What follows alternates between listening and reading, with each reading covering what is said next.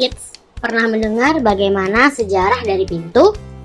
Pada awal peradaban, pintu yang ada masih berupa kulit hewan atau kain.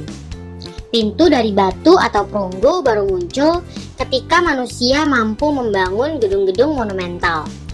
Di Pompei, ada peninggalan pintu terbuat dari marmer, yang kemungkinan besar dari masa pemerintahan Kaisar Agustus pada awal abad 1.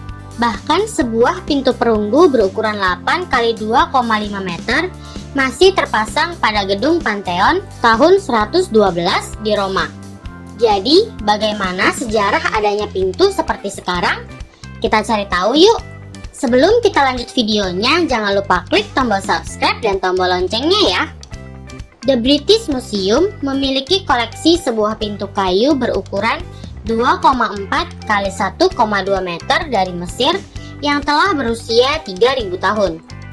Pintu-pintu purba di Roma atau Yunani menggunakan teknologi engsel yang masih sederhana yang dipasang pada atas dan bawah daun pintu.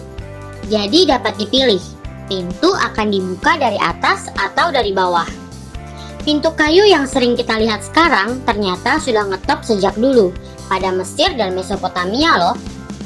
Konstruksinya hampir tak beda dengan pintu yang kini kita kenal, yaitu terdiri atas balok vertikal dan horizontal sebagai ambangnya. Bahkan terkadang dilengkapi juga dengan kunci dan engsel. Pintu perunggu. Pintu perunggu nggak hanya bertahan dan berkembang pada zaman Romawi dan Yunani, tetapi terus dipakai sampai abad ke-20. Di Romawi, pintu perunggu yang digunakan biasanya berdaun ganda, tetap dengan poros atas bawah. Model pintu ini terus dipertahankan saat kejayaan Kekaisaran Romawi bergeser ke Bizantium. Buktinya bisa dilihat pada pintu Katedral Hagia Sophia di Istanbul, salah satu bangunan monumental dalam sejarah peradaban manusia buatan tahun 537. Kemudian, teknik cor perunggu itu menyebar ke Eropa, terutama ke Jerman dan Italia Selatan.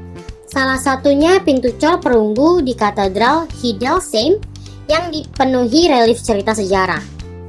Sedangkan kawasan Eropa Barat Laut baru mulai menggunakan pintu perunggu di abad ke-17. Sedangkan di Amerika Serikat tahun 1863, pintu perunggu baru dipasang pertama kali pada gedung Capitol Washington DC. Karena harganya yang mahal, masih belum ada banyak orang yang mampu membeli pintu perunggu yang demikian. Pintu gotik. Pada masa gotik atau mulai pertengahan abad ke-12, ciri khas pintu gotik berupa bentuk runcing tinggi. Pintu tersusun dari beberapa balok kayu vertikal yang ditempelkan pada kerangka. Karena beratnya, pintu gotik membutuhkan engsel yang besar-besar dari besi tempa.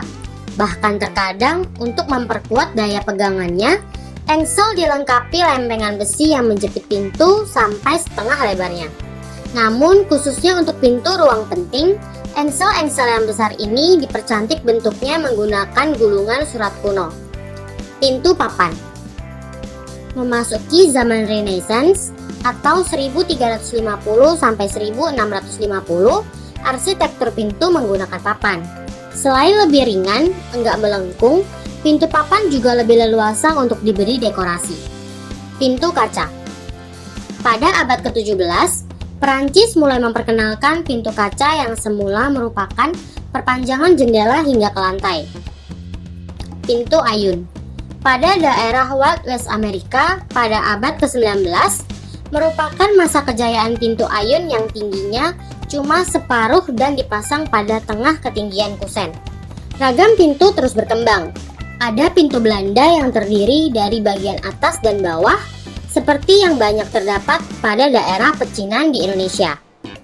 Pada Asia Timur, Cina misalnya, pintu terbuat dari papan utuh pada bagian bawah, sedangkan bagian atas menggunakan teralis kayu yang ditutup kertas.